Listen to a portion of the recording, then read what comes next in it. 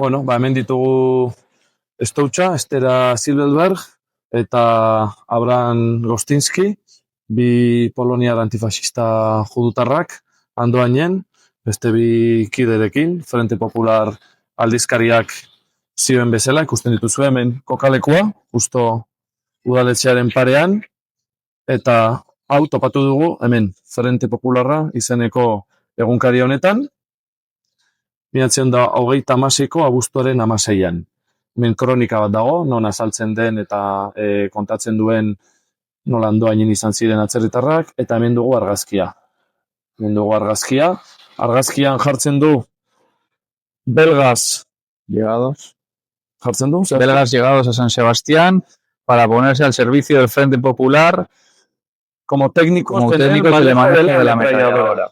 Orduan, hemen ditugu, zeintzu ziren Stoutxa eta Abraham Gostinski, orain ikusiko duzue.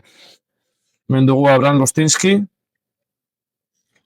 berak idazten dio 1940an pasionariari gutun bat gazteleraz, eta berak aipatzen du nola Frente Popularren aldizkari edo egunkari honetan atera ziren, guk ja topatuta genitu, baina berak ziurtatzen du, berresten du ja guk ikertuta geneukana. Nola agertzen diran egunkari honetan argitaratuta. Eta nor zen Stoutxa. Stoutxa dugu momentuz emakume internazionalista bakarra, Euskal Herrira etorritakoa, dokumentatuta daukaguna, gehiago egongo ziren akaso, gutxi batzuk gehiago, baina Stoutxa hemen dugu, bere gerra argazki batean, eta da bakarrenetakoa momentuz, hona etorri zen bakarra bai.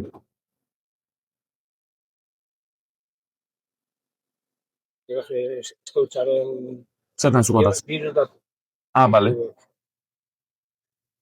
Stoutxa eta Abraham Gostinski, biak abuztuaren 12an, 1926an heldu ziren 8 belgiar langilerekin Endaian trenetik jetxi, Frente Popularrak hartu zituen, zubia pasa, nazioarteko zubia pasa, eta zuzenean borroketara eraman zituzten, beraien metraiadoreak ekarritakoak, eta baita Stoutxak eta Gostinskik ekarritako botikak ere bai.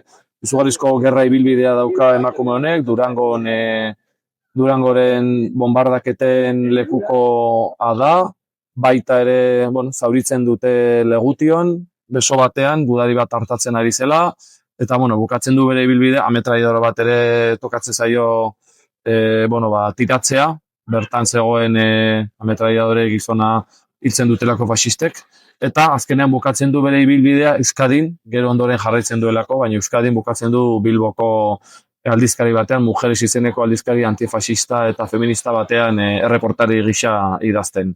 Hori da pixkat ibilbidea, dokumental bat prestatzen ari gara, baita ere bere semeak idatzitako liburu bat itzultzen ere euskera eta gaztelerara, Alberdeniekin, dokumentala are audiovisual produktorarekin argitaratuko dugu edo prestatzen ari gara, eta azkenik oraintxe bertan aurkeztu berri duguna, ikerketa liburu bat, Gipuzkoako Foru Aldundiarekin urrengo urtean, probestuz 80 urte beteko direla gerra hasi zenetik, ikerketa liburua, persona hauin inguruan, bai Stoutxa, bai Abraham Gostinski, eta bai beraien kideak ere bai nazioarteko borrokalariok.